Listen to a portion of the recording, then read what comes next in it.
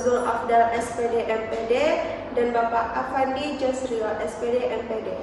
Perkenalkan, nama saya Azra Fitriana dengan NIM 24370106. Dan saya Pertiwi Harista dengan NIM 24370089. Dan saya Fira Aulia Putri dengan NIM 24370039. Saya sebagai ketua di sini akan menjelaskan sedikit strategi kami dalam membuat artikel. Yang pertama, kami akan menentukan topik yang jelas. Nah, topik yang jelas ini kami akan mengambilnya bertema ilmu ekonomi.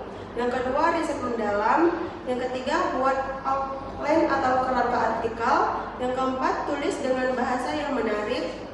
Yang kelima, gunakan gaya penulisan yang mengalir. Keenam, berikan contoh dan data pendukung. Ketujuh, edit dan perbaiki. 8, optimalkan untuk SEO jika perlu. 9, sisipkan visual. Dan 10, akhiri dengan call to action atau CTA. Baiklah, langsung aja kita memasukin materi tema kita, yaitu ilmu ekonomi.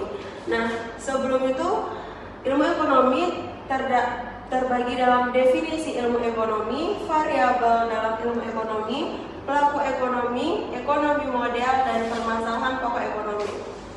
Pertama, kita harus mengetahui apa itu definisi ekonomi.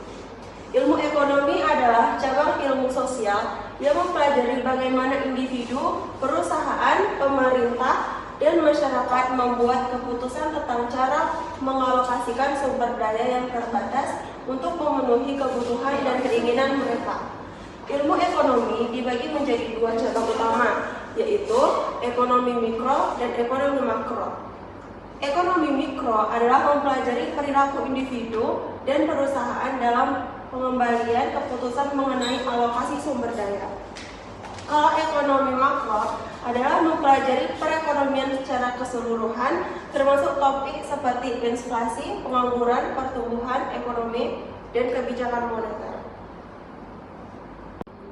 Baiklah, kita memasuki materi selanjutnya, yaitu ada permasalahan pokok ekonomi yang akan dijelaskan oleh rekan saya yang bernama Fira. Oke, saya akan menjelaskan permasalahan pokok ekonomi.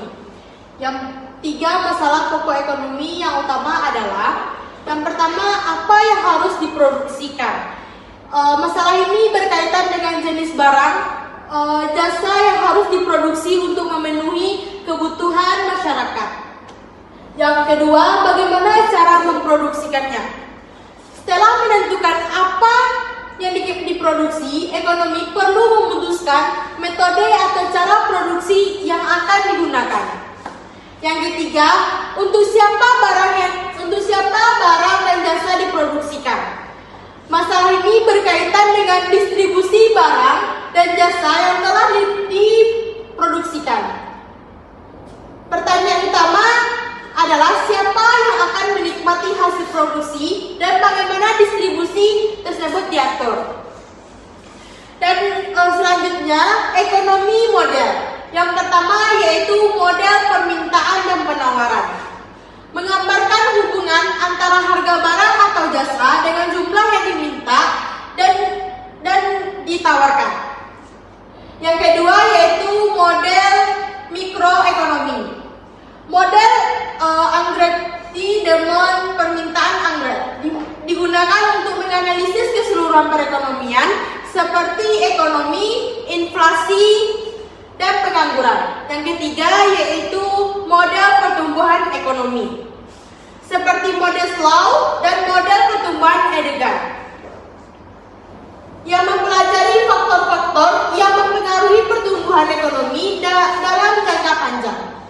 Dan yang keempat yaitu model ISLM menggambarkan hubungan antara pasar barang dan pasar uang. Yang kelima yaitu model input dan output dikembangkan oleh Wesley Lacy. Model ini menggambarkan interaksi antara berbagai sektor dalam perekonomian. Dan yang keenam yaitu model teori permainan. Digunakan untuk menganalisis keputusan dan interaksi antar pelaku ekonomi dan situasi persaingan atau kerja sama. Dan yang ketujuh yaitu model perdagangan internasional, seperti model keunggulan kooperatif yang menganalisis bagaimana dan mengapa negara-negara terlibat dalam perdagangan serta keuntungan yang diperoleh dari perdagangan antar negara. Terima kasih kepada rekan saya Vira yang telah menjelaskan tentang permasalahan pokok ekonomi dan ekonomi model. Selanjutnya kita memasuki materi variabel dalam ilmu ekonomi dan pelaku ekonomi yang akan dibawakan oleh rekan saya Pertiwi. Kepada Pertiwi kami persilakan. Baik, saya Pertiwi Arista akan menjelaskan tentang variabel dalam ilmu ekonomi dan pelaku ekonomi. Pertama, kita masuk ke dalam variabel dalam ilmu ekonomi yang terbagi atas 8 macam. Yang pertama ada pendapatan atau income, yaitu mengukur total pendapatan yang diperoleh individu, rumah tangga, atau negara dalam periode tertentu. Yang kedua, kita masuk ke dalam konsumsi atau consumption, yaitu jumlah barang dan jasa yang dibeli dan digunakan oleh masyarakat. Konsumsi mencerminkan permintaan dalam ekonomi. Yang ketiga ada investasi atau investment, yaitu pengeluaran untuk barang modal yang digunakan untuk produksi di masa depan seperti mesin atau bangunan. Yang keempat ada pengangguran atau unemployment, yaitu tingkat orang yang tidak memiliki pekerjaan tetapi sedang mencari pekerjaan. Dan yang kelima ada inflasi atau inflation, di mana tingkat kenaikan harga barang dan jasa secara umum. Inflasi berpengaruh pada daya beli masyarakat. Yang keenam ada produk domestik bruto atau PDB, yaitu total nilai barang dan jasa yang dihasilkan dalam suatu negara dalam jangka waktu tertentu. Yang ketujuh ada suku bunga atau interest rate, yaitu tingkat biaya yang harus dibayar atas pinjaman. Dan yang terakhir ada tingkat ekspor dan impor, yaitu jumlah barang dan jasa yang dijual ke luar negeri, disebut juga dengan ekspor, dan yang dibeli dari luar negeri atau impor. Selanjutnya kita masuk ke dalam pelaku ekonomi yang terbagi atas 4 macam. Yang pertama ada rumah tangga. Konsumen utama yang menggunakan barang dan jasa untuk memenuhi kebutuhan hidupnya. Selain sebagai konsumen, rumah tangga juga menyediakan faktor-faktor produksi seperti tenaga kerja, seperti pelaku ekonomi lainnya. Yang kedua ada perusahaan, yaitu produsen yang menciptakan barang dan jasa untuk memenuhi kebutuhan rumah tangga dan pelaku ekonomi lainnya. Yang ketiga ada pemerintah. Pemerintah berperan dalam mengatur, mengawasi, dan mengelola perekonomian untuk membuat kebijakan, menetapkan pajak, memberikan subsidi, serta menyediakan layanan publik. Dan yang terakhir ada masyarakat luar negeri. Masyarakat luar negeri meliputi negara lain yang terlibat dalam kegiatan ekonomi melalui perdagangan internasional seperti ekspor dan impor barang dan jasa, investasi asing, dan pinjaman internasional.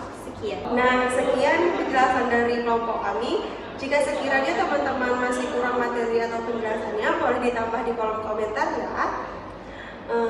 Baiklah, kami tutup. Mohon maaf bila ada kesalahan. Assalamualaikum warahmatullahi wabarakatuh. Oh iya, Jangan teman-teman, lupa jangan ya. lupa like, komen, subscribe juga boleh.